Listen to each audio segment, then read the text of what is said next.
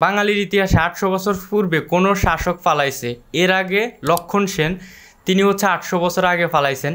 So সেই বিষয়টা butterfly ইফেক্টের মাধ্যমে হয়েছে। সাবেক প্রধানমন্ত্রী যে পালাইছে সেটাও কিন্তু বাটারফ্লাই ইফেক্টের মাধ্যমে হয়েছে। কিভাবে হয়েছে? আমেরিকান অ্যাসোসিয়েশন অফ সায়েন্সের 139তম অধিবেশনে বিজ্ঞানী এডওয়ার্ড লরেন্স তিনি বলেন, ব্রাজিল যদি একটা পতাকা উড়ে, ওই পতাকা উড়ার কারণে টেক্সাসে ভূমিকম্প হইতে পারে, টর্নেডো হইতে পারে। এই বিষয়টা ওই অধিবেশনে উত্থাপন করার সময় তাকে তখন সবাই পাগল বলে আখ্যায়িত করত।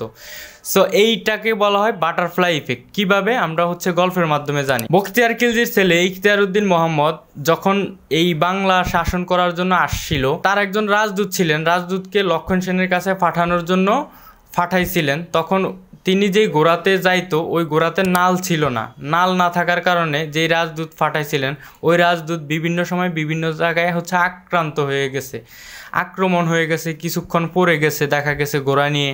আবার ঘোড়া হচ্ছে ঘোড়ার যেহেতু কথা শোনানোর জন্য নাল প্রয়োজন হয়, সো এক্ষেত্রে হচ্ছে তাকে গাইড করতেও দেওয়া হয় না ভালোভাবে, সে দেখা গেছে পড়ে গেছে বিভিন্ন সময়। রাজদূত কিন্তু যাইতে লেট করে ফেলছে লক্ষণ সেনের কাছে। তৎকালীন সময় লক্ষণ সেন তার যে অধিবেশন ছিল সবার সাথে কথা বলতেছে যে কেন হচ্ছে কোনো ইনফরমেশন আসে না।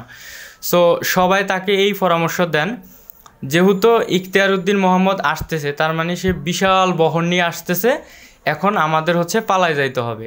সো তাদের যারা অধিবেশনে ছিল তারা হচ্ছে তাকে পরামর্শ দেন, লক্ষণ সেন তখন পালায় যান।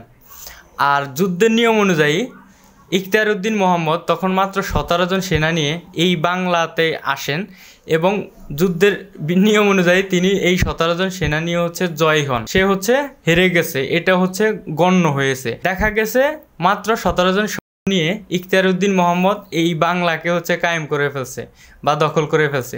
তো এইটাই হচ্ছে বিষয়, যে একটা ছোট্ট ঘটনাকে আপনি বড় আকারে দেখা।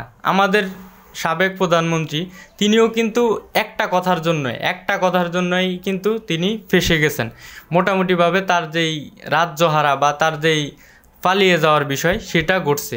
সেম একইভাবে লক্ষণ সেনের সময় নাল না থাকার কারণে, ইনফরমেশন পাইতে লেট হওয়ার কারণে লক্ষণ সেন উল্টা একটা সিদ্ধান্ত নিতে বাধ্য হয়েছেন।